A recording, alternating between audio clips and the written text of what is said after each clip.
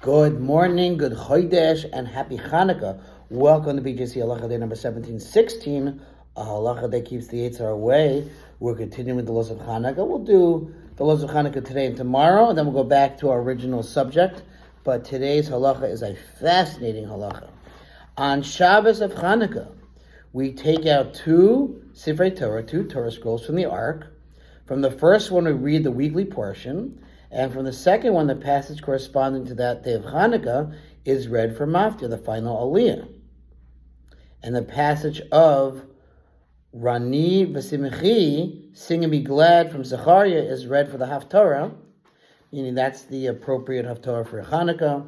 Basically, because Hanukkah is not a biblical holiday, so we still read the portion of the week, first Hanukkah. But when Shabbos, the portion of the week, comes up against a biblical holiday like Pesach, Shavuos, Sukkos, Rosh Hashanah, Yom Kippur, then that Torah portion of that holiday takes precedence over the Torah portion. That's the general rule. However, when you have coincide Shabbos and Rosh Chodesh, Shabbos and Hanukkah, we do read a different Machtir and a different Haftarah, and that's pretty much the general principle. All right. If there is another Shabbos during Hanukkah, sometimes it can happen. If the first day of Shabbos is on Friday night, so then the eighth night will also be on Friday night. We read for the Haftarah on the second Shabbos from Melachim, from Kings, regarding the menorah of Shlomo HaMelech. Okay, but that's not relevant this year. On Rosh Chodesh Teves, now we're in Rosh Chodesh. Yesterday and today is both Rosh Chodesh. On Rosh Chodesh Teves, that falls during the week, which is this year,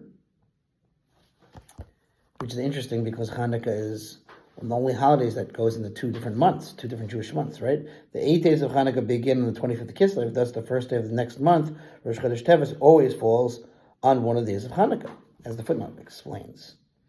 All right, so again, on Rosh Chodesh Teves, that falls during the week, we take out two Sifrei Torah, two Torah scrolls from the Ark. 3 people are called to read from the first Sefer Torah. The passage usually read on Rosh Chodesh. And after that, we read the fourth Aliyah in the second Sefer Torah, the passage corresponding to that day of Hanukkah.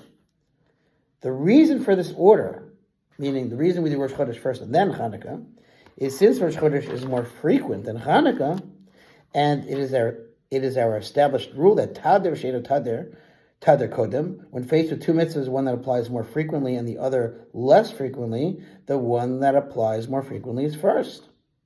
Think about it. Rosh Chodesh is at least 12 times a year, but usually there's sometimes 2 days of Rosh Chodesh. So think 18 verse 8, right? Because 8 days of Hanukkah. So Rosh Chodesh comes first. We therefore read the Rosh Chodesh passage before the Hanukkah passage. If they made a mistake and began the reading with the passage of Hanukkah, or even if they did not begin reading, but the person was called up for the Aliyah, and he already recited the blessing for the Torah, they do not need to stop. Rather, that portion is completed for the person who's called up, the Ola. And afterward, they read the Rosh Chodesh portion for the remaining 3 people. It says the term Ola, literally the one ascending, derives from the same root as Aliyah and refers to the one called up to recite the blessings over the Torah. We'll continue with this second part of this halacha, God willing, tomorrow. Thanks for listening to Sponsor Preach Halacha 36. 100 for the gold. Have a great day.